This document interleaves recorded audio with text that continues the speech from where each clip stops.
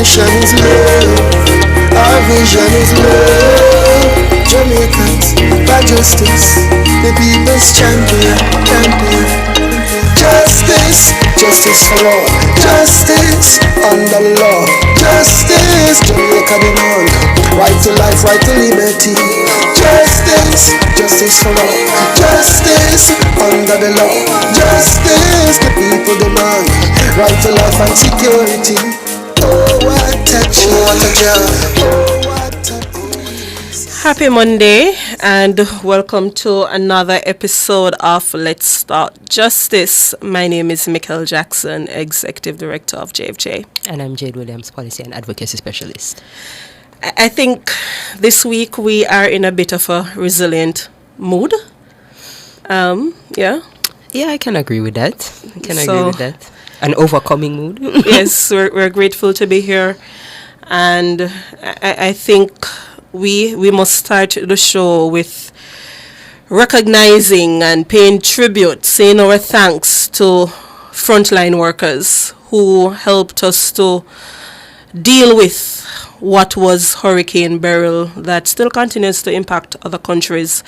But to the Jamaica Constabulary Force, your leadership, your presence, it was felt. We appreciate you. To the healthcare workers who, despite having their own families, being left at home, we appreciate you being on call. To the firefighters, we appreciate you. We see you. We thank you for your service. To the Jamaica Public Service Company, we see the comments online, and this was, after all, a Category 4 hurricane. And we see you're being pushed, rushed, encouraged, but we appreciate you. At this time of the day, I believe that some 77% of the country is now with electricity based on the last data. So JPS workers who are also putting their lives at risk to ensure that there's some normalcy. We see you, we appreciate you. National Work Agency, the National Water Commission, all of the service providers who are there working to ensure that the country can return to normal and we can see businesses up and running. We appreciate your service during this time. Yeah? Absolutely. Now, a Category 4 hurricane struck, and we must send our prayers, Jade, and to residents, citizens in 3 parishes in particular who were hardest hit. Those in Clarendon, sections of Manchester, and those particularly in St. Elizabeth. Some of the videos and the photos that we saw, it was hard to look at it. You know, we give God thanks that we didn't have as many lives being disrupted as possibly could have been. But it's difficult for some people to even recover anytime soon. I have to agree with that. You know, and it's not just about the physical. There's a mental component to loss. While we didn't see much of it, as you said, there were some places that were harder hit. You see some videos online, people have lost their residence or have encountered severe damage. I am a Hampton old girl, and our chapel was severely damaged, and that chapel has been there for more than 150 years now. So there is that emotional component to the loss as well. So we hope that everybody stays strong through this period of time. Monroe College as well. Yeah. It's really sad. So where you can support, where you can give back, we encourage you to. I don't have all the agencies at hand, but you can reach out to the usual Salvation Army, Food for the Poor. I think the 2 political parties, they are also offering some support. So we encourage you to donate however you can to those who are most in need. And just to say, I think as a social media user, I saw the best and worst of social media for the past couple of days, but I won't focus on the worst. I will just say I saw a couple of users, for example, Lauren Pert from Blue Dot Polls, Manish Water is his handle, I believe, went into St. Elizabeth, car packed, chainsaw in the trunk. You have others who went down, gathered support. Tony, translator, Antoinette, also put together, rallied the crew, so to speak, and got the support from a Terry Carroll Reed and others, and went down and they gave back. And I think that is the type of community support we like to see in the country. Absolutely. And you have many others who have been silently giving. So we salute you and we encourage others to lend support. But just generally, that is the type of humanity that we want to see, that type of empathy and compassion. So when a country is in crisis, we have to all step up to the plate and get the job done, because resilience is a critical part. But empathy must be accompanied by that, yeah? Yeah, for sure. All right, so our topic for today, quite timely. Climate justice. Yes. That's the word we've been hearing from several prime ministers, so we're going to be having that discussion today. Yes, and I'm going to preempt you by giving us our right of the day. And it's a bit related.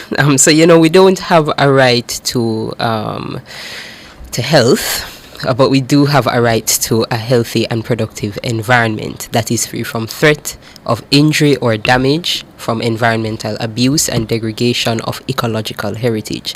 And that last bit about environmental abuse and degradation of ecological heritage is what ties in to our little climate justice conversation today, and should help to protect us from negative climate action. But that is section 13.3L of our constitution. We also have a trivia question for today, and it is also on topic, and that question is, when did Jamaica ratify the Paris Agreement? And we'll talk a little bit about the Paris Agreement, I think, today in our discussions as we talk about actions that we've taken to address climate change. So you can respond to that by sending a WhatsApp message to 239-7583, or you can respond on our social media pages via DM. Yeah. Yeah. All right. We didn't welcome our listeners. We should have. We thank you so much for being with us each week. Those on YouTube watching, those who are listening via Radio Land, those on JFJ's YouTube platform as well. We're happy that you're all safe, and, we continue to give thanks together. Yeah? Yes. All right, so we're discussing climate justice for Jamaica and the Caribbean, and we're going to be joined by Senator Sophia Fraser-Binns, who is opposition spokesperson on environment and ecological heritage. We're also going to be joined by Joala Ramaran, who is a senior economic advisor with the Caribbean Policy Development Center. He's a former central bank governor of Trinidad and Tobago, and also Theresa Rodriguez Moody, who's the executive director of Jamaica Environment Trust, JET. And in discussing climate justice, I think we must start with a quote that just ran deep. We deserve and we demand climate justice. These are the sentiments that we heard from several prime ministers, including our own Andrew Holness and Dickon Mitchell of Grenada, as they bemoan the catastrophic effects of climate change on small island developing states. Now, the recent passage of Hurricane Beryl across the Caribbean has highlighted the long-standing conversations regarding the disproportionate impact of climate change on small islands, affecting people through adverse weather conditions such as rising global temperatures and storm surges. We also want to address the fact that this storm, this hurricane, is a direct result of the climate crisis that Grenada, the Caribbean, and other small island developing states are on the front line of. And so the Ministry of Foreign Affairs, in conjunction with the Ministry of Environment, Climate Resilience, and Renewable Energy, will form a task force to address this issue and to bring it to the international community's attention, to recognize that we demand and deserve climate justice. We are no longer prepared to accept that it is okay for us to constantly suffer significant,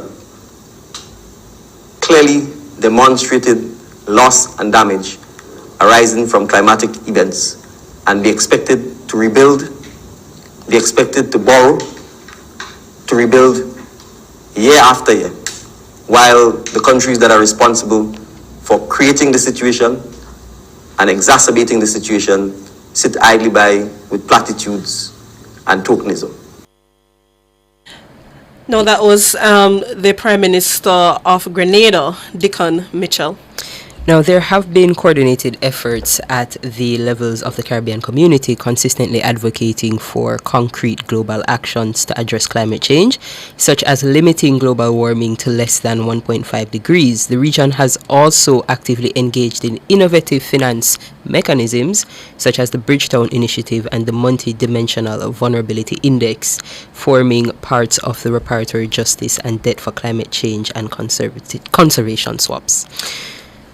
Yes, so with COP29 slated to be held in November 2024 in Baku, Azerbaijan, what more can be done by the Caribbean community, and how can we reasonably strengthen our resilience when so much of the catalyst is outside of our control? So we're going to be joined by, as Mikhail said, Senator Fraser Binns, Teresa Rodriguez Moody, and we are already joined by Joala Ramaran. So we take the break, and before we do, just think on a couple things. $1 billion in agricultural loss. That's the word coming from Minister of Agriculture, Floyd Green. And, we've seen the devastating impact that some of these issues have had on the parishes of St. Elizabeth that we have mentioned earlier. So we take the break, and then we're going to be discussing on the other side what exactly can we do and how exactly can we get some compensation from the countries that we can see are largely to be blamed for some of the catastrophic effects that we've been seeing in our own here in Jamaica and some of the other smaller Caribbean islands. We take the break.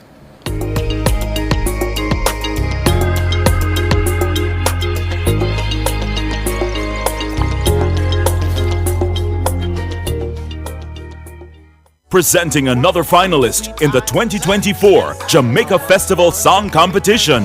Wago in Jamaica, it's your boy Casey Donaldson. The title of my song is Sweet Jamaica. Everybody want come down here for the food and for hear patois. Home of one love, number one in the world. We lick the but we talawa. Can't hungry, a sweet, sweet charm down. We have a roasted fruit and Jamaica Festival 2024. Oh, every time I pay the rent, it feel like the money could have been better spent. I want something for my own. I want to turn the key in my own home. They make it so convenient when you contact the NHD. No matter your home ownership goal, you can get a loan easily. If owning a home is what you want to do, NHD is here for delivering delivering more. Caribbean Airlines Reggae Sumfest and Appleton Estate presents Jamaica Rum Festival Blitz. On Thursday, July 18th, Catherine Hall Stadium, Montego Bay. Gates open at 1 p.m. Enjoy rum seminar, rum tastings, and Beanie Man performing as Moses Davis. Music by Walshy Fire of Major Lazo, Bloodline Franco, Rush One Road Marshall, and DJ Asha. Tickets are available at reggaesumfest.com. Sponsored by Magnum Ray and Nephew, Appleton Estate, Jamaica Tourist Board, HNL Rapid True Value. Must be 18 years and older to drink. Drink responsibly.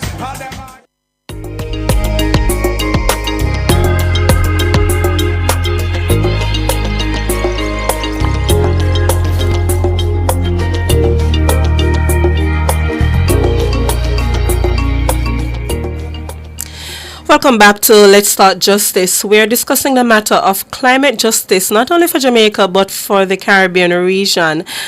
Just to indicate as well that we had extended an invitation to Environment Minister Matthew Samuda, who indicated that he's not available, but we are certainly appreciative of those who we have to tap into their expertise, their knowledge and thought on this particular area.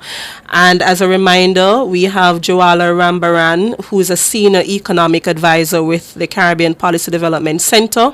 We have Senator Sophie Fraser-Binns, who is the opposition spokesperson on environment and ecological heritage. And we also have Dr. Theresa Rodriguez-Moody, who is the executive director of Jamaica Environment Trust. Thank you all so much for being here with us. Mikkel here and Jade as well. Senator is not on as yet. Thanks for having us. All right, thank you. Thanks for having us as well. Greatly appreciated. Dr. Modi, let's start with you. We've seen what is happening. We've heard that we have more to come. And I think there's an article in the Gleaner that states that we should be bracing for more, let me call them disturbances, such as Hurricane Beryl. What is your immediate, in terms of climate change and what we should be looking at?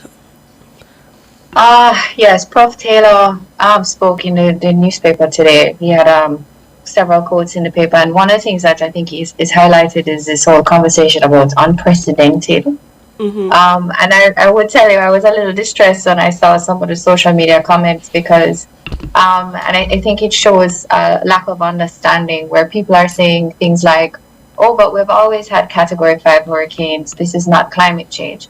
I think what needs to be taken home by people is that these kind of intense hurricanes were not a part of our regular climate cycle.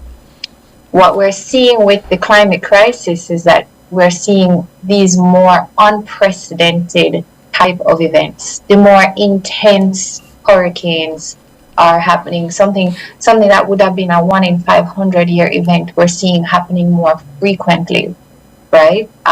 Intense rainfall. We're seeing higher temperatures. Last year we had unprecedented temperatures. In Jamaica this year it wasn't as bad, but you're seeing in other parts of the world, people are dying from heat stress. The point is that these kind of extremes is something that we need to prepare for more, because it is going to be a part of our future. It is right now, but it is more of these to come. Yeah. And so the point is, we cannot continue with the business as usual, and that is something that needs to be stressed. How we build has to change. Where we build, where we allow people to live has to change, because otherwise these bills that we're seeing coming out of Hurricane Beryl, where we talk about $1 billion of impact in the agriculture sector, will only get bigger and bigger and harder to recover from.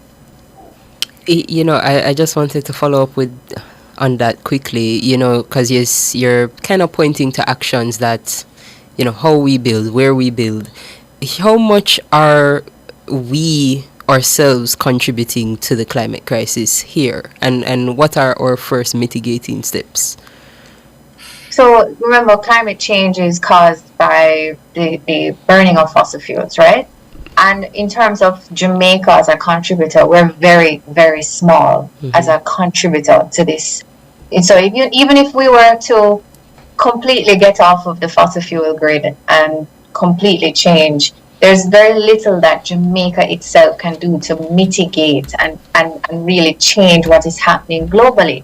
However, how we choose to manage our environment, how we choose to build, that has a big deal, because the environment helps to protect us from the impacts of climate change. So we play a big part in exacerbating the very risks that we're facing. So while we can't maybe not do much in terms of cutting back on the fossil fuel usage, because we are such a 0.001 percentage, we can do a lot in terms of adapting and changing the way we build. So, for example, mangroves. You don't want to cut down mangroves because they play an important role in protecting our coastal environments. So simple things like that needs to be addressed. Joalo, we've heard from the Prime Minister's, the most Honorable Andrew Holness of Jamaica, indicating that he's going to be speaking much more on climate justice. And I think we heard that profound statement coming from Prime Minister Mitchell as well, encouraging those of us to pay keener attention to climate change and to demand more of those who are actually causing greater harm. From where you sit, if you could just walk us through quickly, what exactly does climate justice mean, and what exactly should we be demanding within the Caribbean region? Okay, sure. But before I do that, let me, on behalf of the Caribbean Policy Development Center, express solidarity with our Caribbean brothers and sisters whose lives and livelihoods have really been affected by Hurricane Beryl. Both Prime Minister Holden and Prime Minister Deacon, they've spoken commendably about the need for climate justice. As a matter of fact, just over a month ago, we had what we call the SIDS 4 conference in Antigua, and the UN Secretary General, said that SIDS are a test case for climate justice. And that's something, that we live almost every year, in particular during the hurricane season. But from a civil society point of view, we also say there's no climate justice unless there is debt justice. And we say that because many Caribbean countries are caught in what we call a middle-income country debt for climate change trap.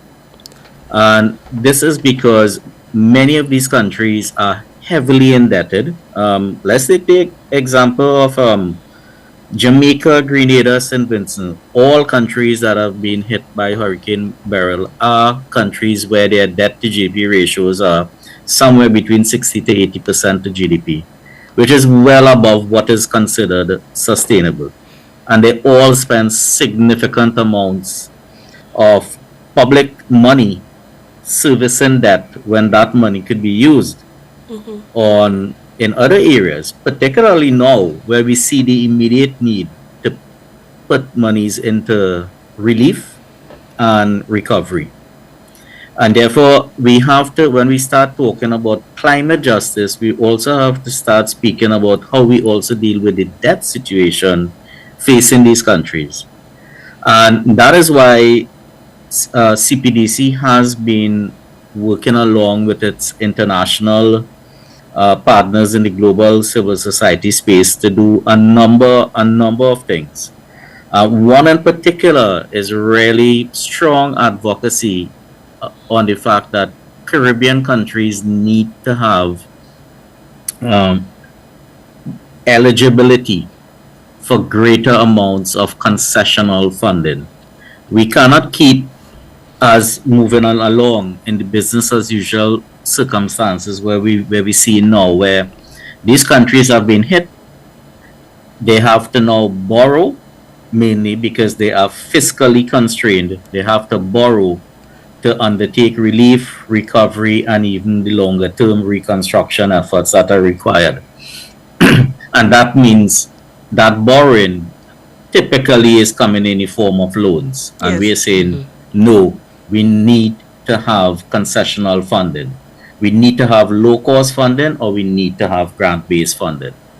And that means strong advocacy, especially at the World Bank, where it all starts, because the World Bank uses the per capita income metric to classify Caribbean countries, and therefore they're now classified basically as middle income countries. Some are merely upper middle income countries, and a few are even considered high income.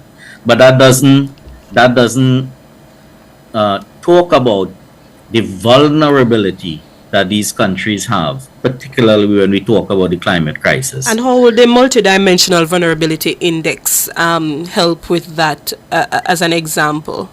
Yes, right. So there have been various calls to use this multidimensional vulnerability index as an additive, right? So we're not asking the World Bank to do away with the per capita income metric, right? Because that's going to be extremely difficult, because that's also used for the low-income countries where we talk about what's called IDA, right? Which is low-income lending for these countries, right? So, but what we're saying is add this multi-dimensional vulnerability index, and therefore it gives you a different point of view about the vulnerabilities of these countries, and use that as a first gauge in terms of saying the amount of concessional funding that these countries could get.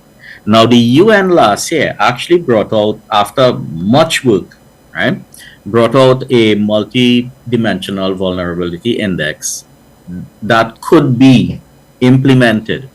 And in doing that, the UN task force also did some significant sort of country reports, right, on the vulnerability index as it applied to several countries. So we not only have a data point per se, we actually have analytics that would help the World Bank in terms of how it decides to provide and the amount of concessional financing to Caribbean countries. Based on our unique vulnerabilities. Exactly. Yeah. Yes. Thank you so much. Senator, good afternoon and thank you so much. You've heard the conversation, climate change. We're having, the least contribution towards what is happening, yet perhaps we are facing the greater burden of climate change. What exactly is your immediate response to this broader call for climate justice from our own Prime Minister and others across the region? Good afternoon, Mikhail, to you and your listeners, and let me also express the position in terms of those persons who have been affected by Hurricane Beryl. I have been watching the news and I've been in touch with a number of persons, and we have seen and they have experienced the effects of Beryl. And for us, Mikhail, what it means is that if there's ever any doubt that climate change is real, then Beryl highlights that in so many ways. And it also underscores the importance of climate justice. For us, it is so much more than just saying the phrase climate justice. It calls for real, practical, and tangible actions to be taken.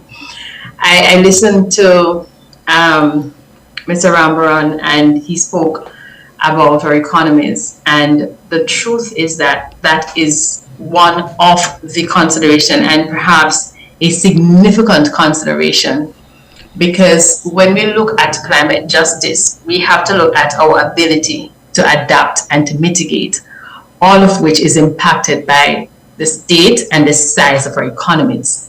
Mm-hmm. Therefore, within the realm of climate justice, we believe that more has to be done, not said, but more has to be done by the developed countries, by the main polluters, if we were to call them that, to ensure that smaller countries like Caribbean and small island developing states can adapt to deal with the reality of climate change. All right, Senator, I'm going to ask you to pause there quickly. We're going to take the break and we'll pick up with you when we come back. Don't lose a thought, please.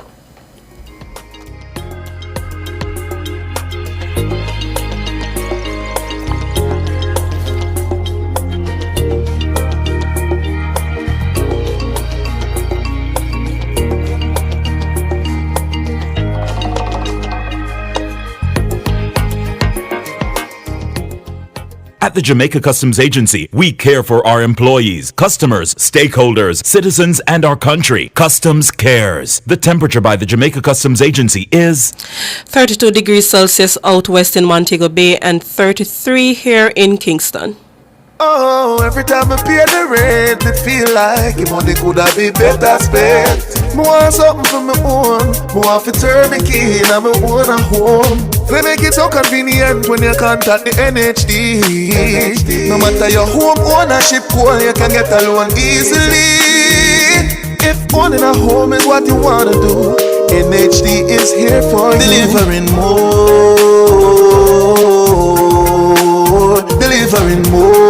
Attention all teachers, police, medical professionals, soldiers, firefighters, nurses, all civil servants. Get an exclusive 10% off all consultation and hospitalization services. At Hospiten, we know you work hard to serve our community, and now it's our turn to serve you. Don't wait. Visit Hospiten and take advantage of your 10% exclusive offer. Because at Hospiten, we care for those who care for us. Call us today at 876-618-4455 or visit www.hospiten.com. Conditions apply.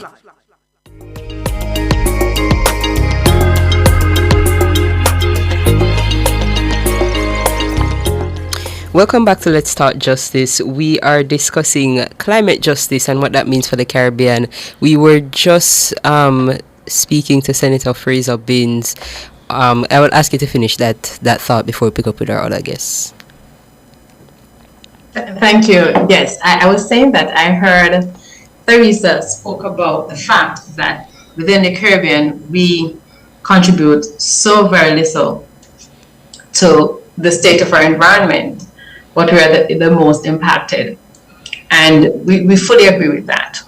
But one of the things that I want to put out for our consideration is that within the realm and the discussion of climate justice, there are support that have been given to small and developing states, and for this conversation I'll say to Jamaica. It is going to be very important as we look at climate justice and the just transition that we ensure that there's great accountability and transparency in how these financial assistance or any assistance is given. So if, for example, we're going to undertake a debt for nature swap, we have to ensure that the focus is on the place that needs it most.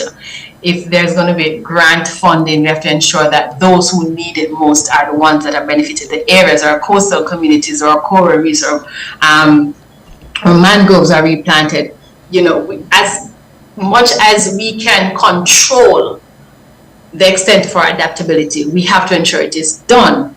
And the other thing I want to say as well, which becomes even more important based on what we saw with Beryl, is we have to do more locally in terms of how we preserve, we mitigate, and we adapt to change in climate.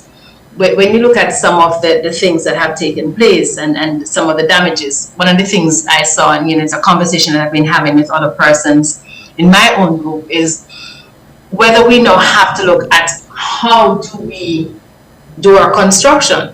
And if we're going to look at that, then it's going to be something that must be led from the state to ensure that persons are building climate resilient homes and infrastructure so that the next Beryl we have far less damage. We'll never be able to fully mitigate, but certainly there are things that can be done to ensure that we limit the impact of it.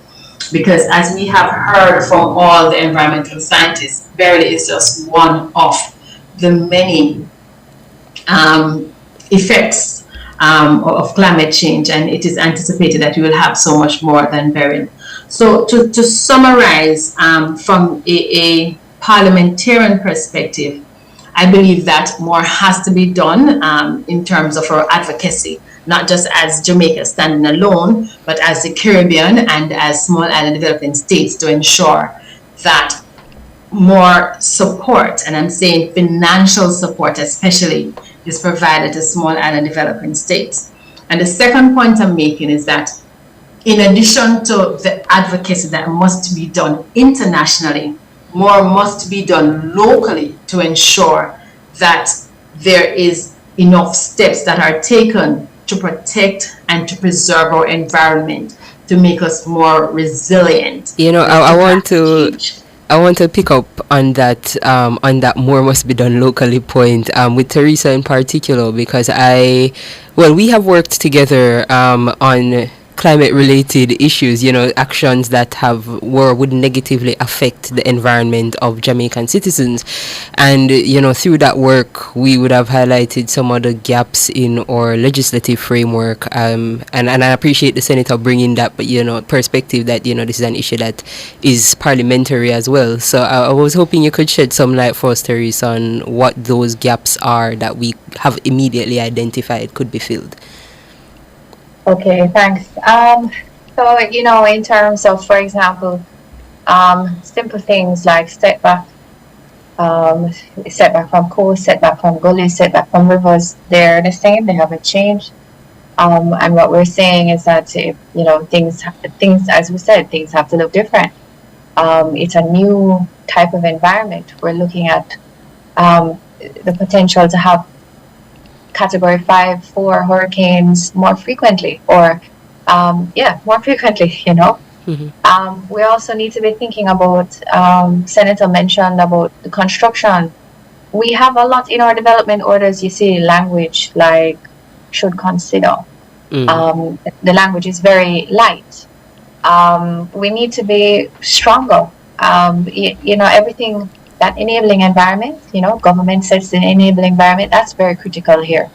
Building to the standard that it can withstand, that homes and developments can withstand higher level or more intense hurricanes, is going to be expensive, right?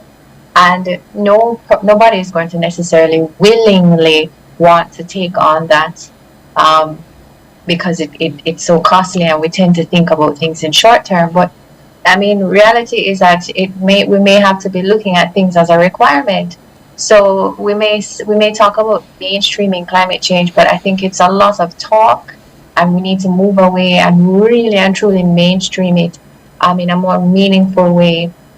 It cannot be an add-on. For example, right now, when you see environmental impact assessments being done, you have to mention climate change, but truly, it's not really, when you look at the design of these buildings and these different projects, are they truly taking into consideration climate change?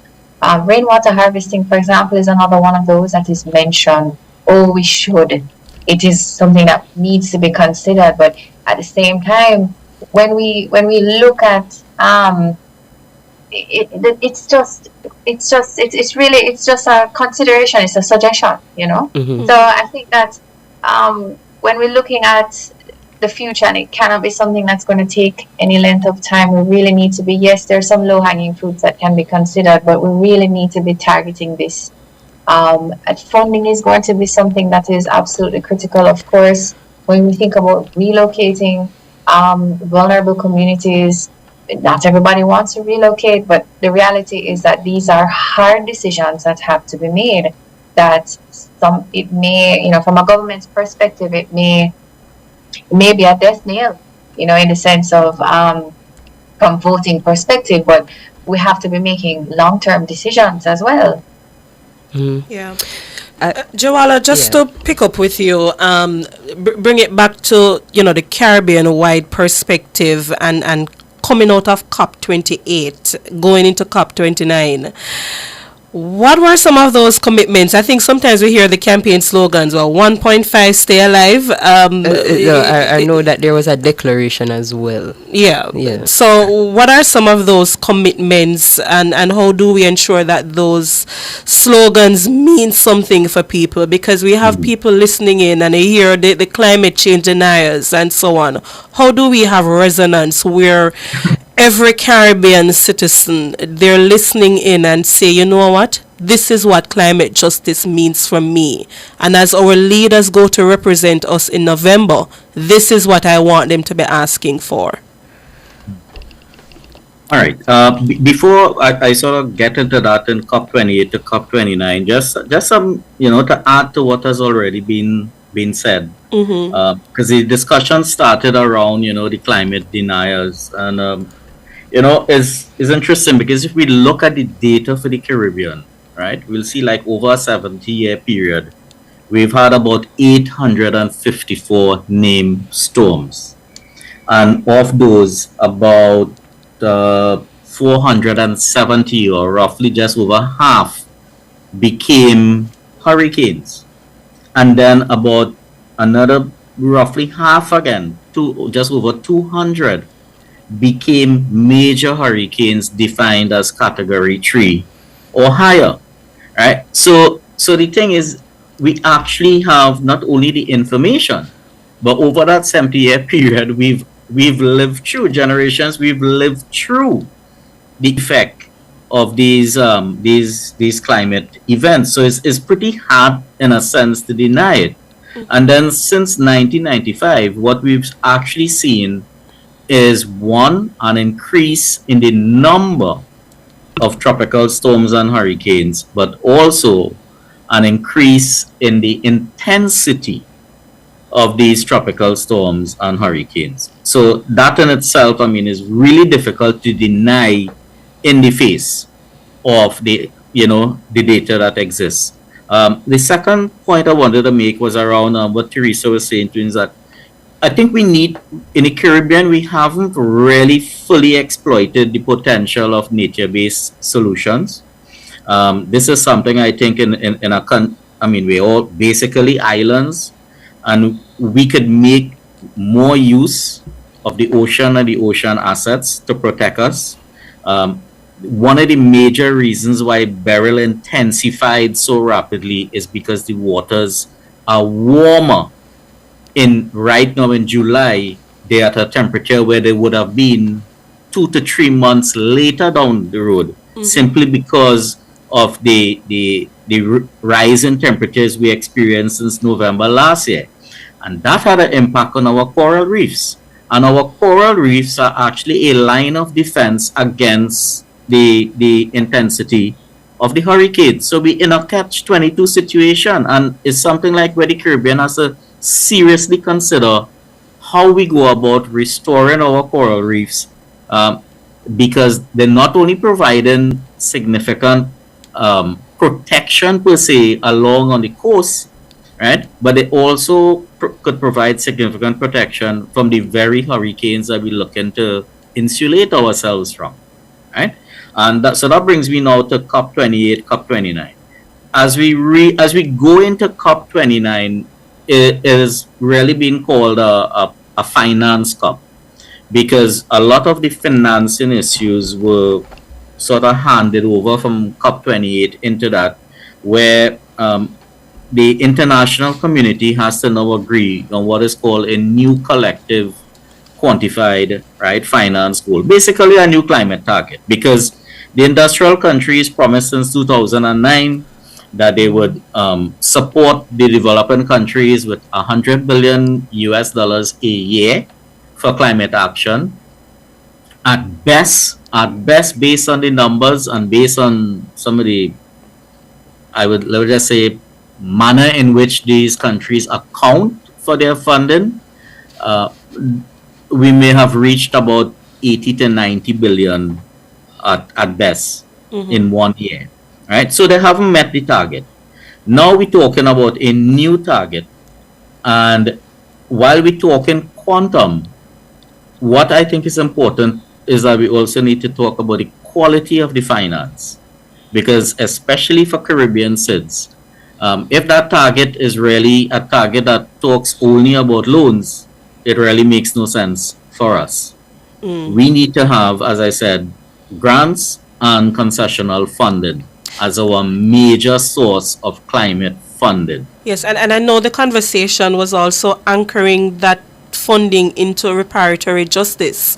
So in other words, we were 300 years enslaved, so therefore we're talking about how do you give us grants and aids as compensation. I'm going to ask you three, please, I beg of you, just to stay with us. Let us take the break and then we just take some closing statements before we close out, please.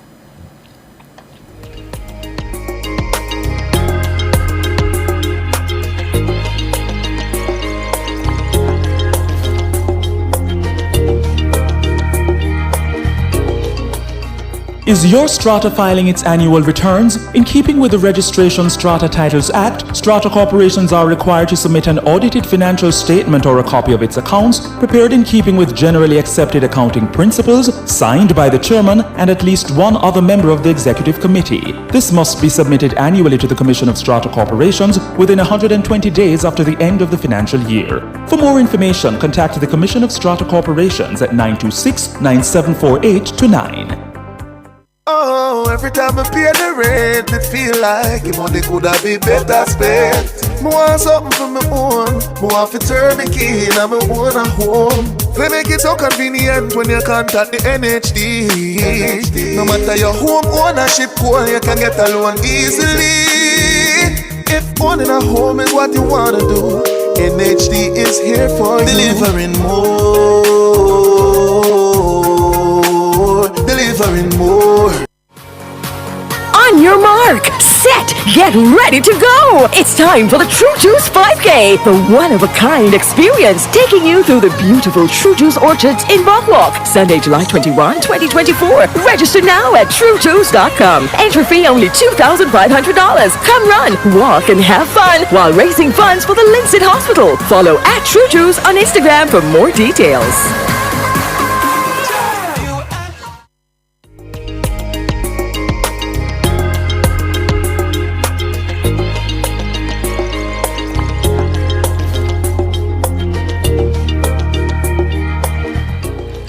Welcome back to Let's Start Justice. We're discussing climate justice and how exactly, as a Caribbean region, we need to be a little bit more vocal on the issues. We recognize that, guess what? We need to do a little bit more in our countries. Improve legislation, improve building codes, and we have other matters, for example, we need to really address. But while we're dealing with that, how do we ensure that the industrial countries, rather, those who are contributing more towards climate change, they are paying up more, giving us the funds so that we can have better protection and mitigation. Joala, I'm just going to take last statements from you. If you could finish out the thought before we went on break. Sure. Basically, I would say Caribbean leaders need to turn this crisis into an opportunity. They have two major political movements before COP29 where they could strike while the iron is still hot. One is Summit of the Future in September, which basically is prepared for the financing for development process that takes place next year under the United Nations. The Summit of the Future actually has an entire financial architecture reform track that these issues fit neatly into, and they could do some significant advocacy there. The second movement is the IMF World Bank annual meetings, which will be held in later October in Washington, D.C. Again, there's an opportunity here to really, as a group, as a bloc, to make some strident calls for what are the changes they would like to see. And then as they move into COP29, just keep building out on the momentum. Yeah. And while they do that, Caribbean civil society through CPDC is also continuing its advocacy and its solidarity momentum building that's taking place as it seeks to really build on how we unlock the volume and quality of climate financing that Caribbean SIDS urgently require. Yes, thank you. Yeah, so we'll also take final words from Teresa and then from the Senator. Yeah. Yes, I definitely agree with those last words by Joala, but I think also as we really come together to advocate for greater funding, especially in the wake of these intensifying hurricanes and storms and events, climate events, we cannot ignore what we can do, that we have control over here in each of our respective Caribbean countries. So from the Jamaican perspective, what can we do?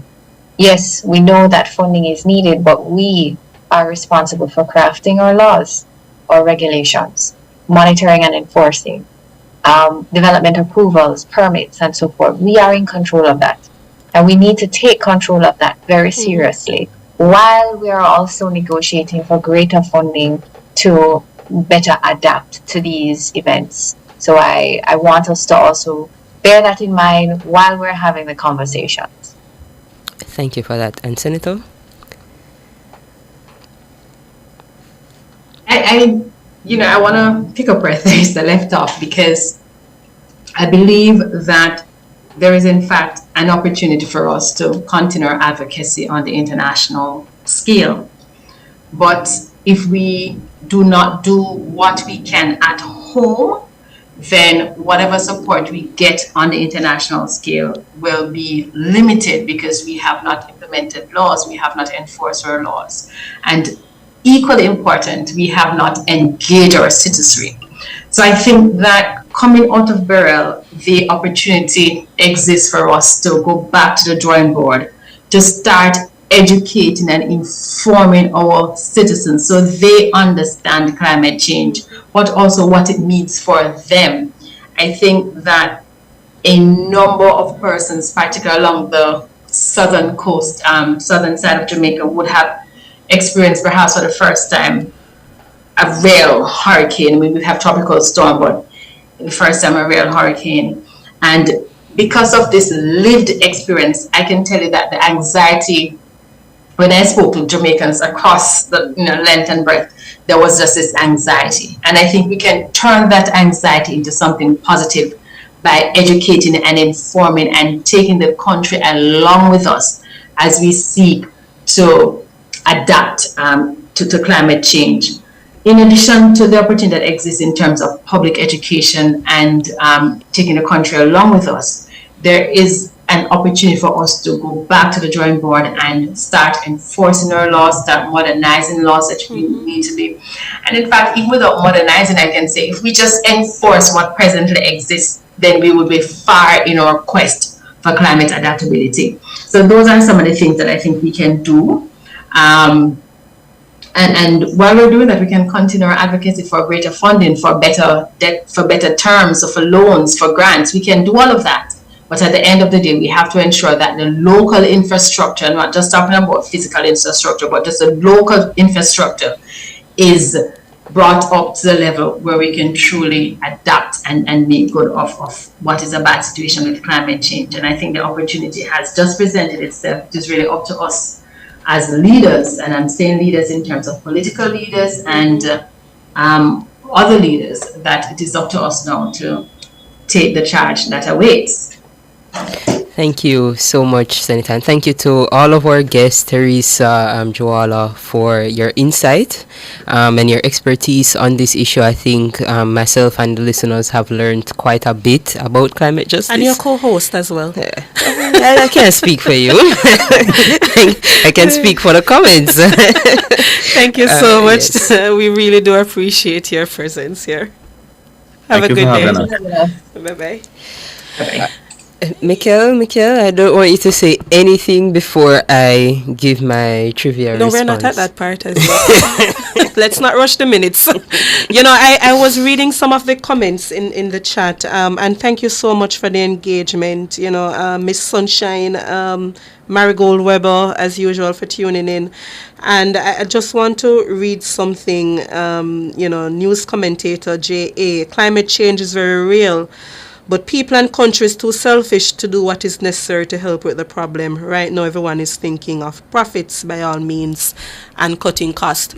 I know sometimes the matter of the discussion of climate financing and debt swaps and so on, they're not the most interesting topic for a lot of people. And then it can get a little bit heavy. Because you're talking macroeconomics and so on.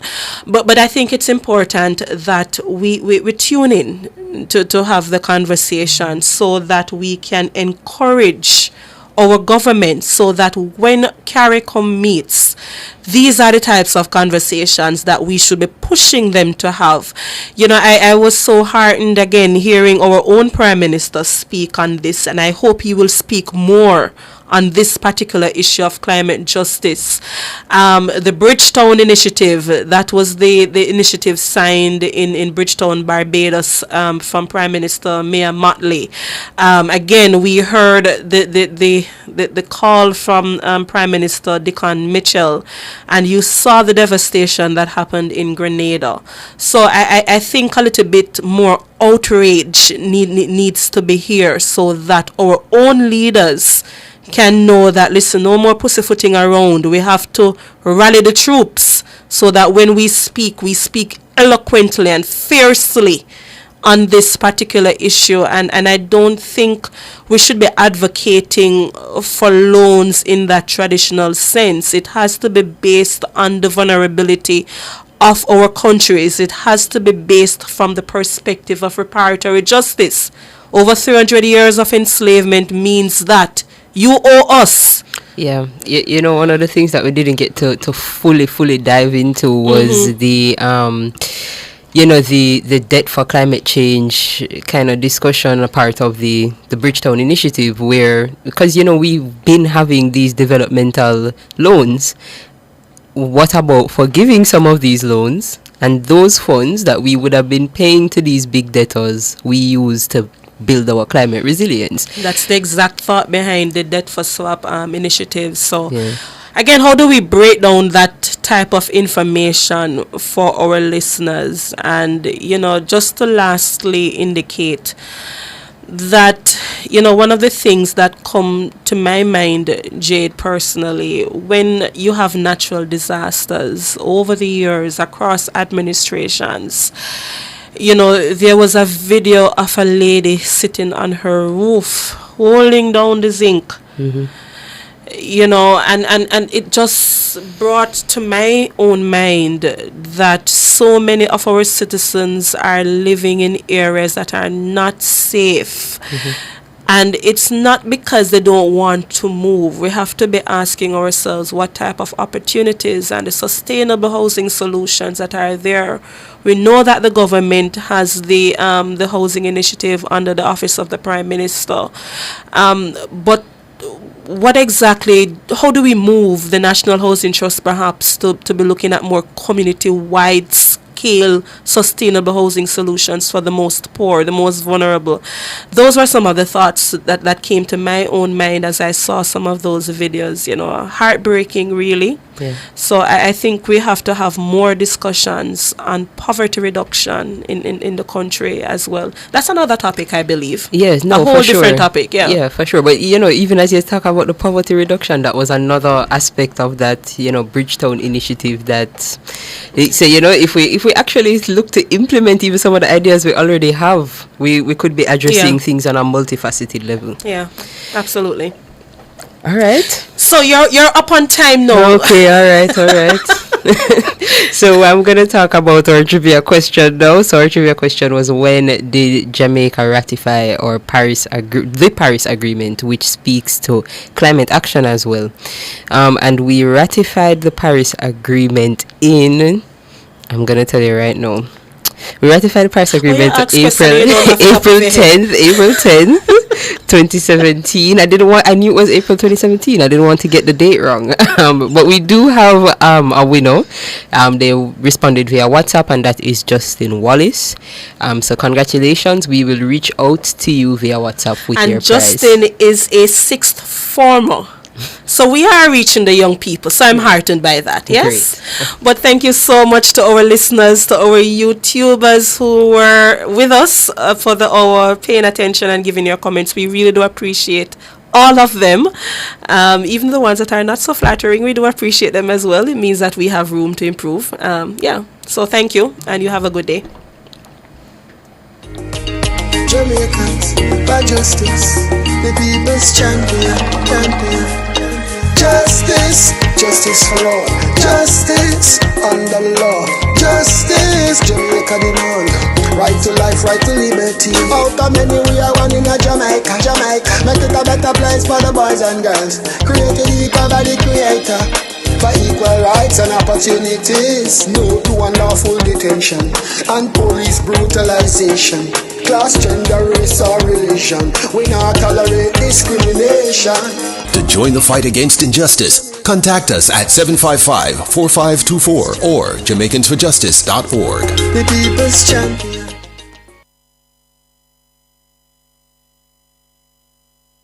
Olympic triumphs in Jamaica Gold. A golden spotlight. Brought to you by Horton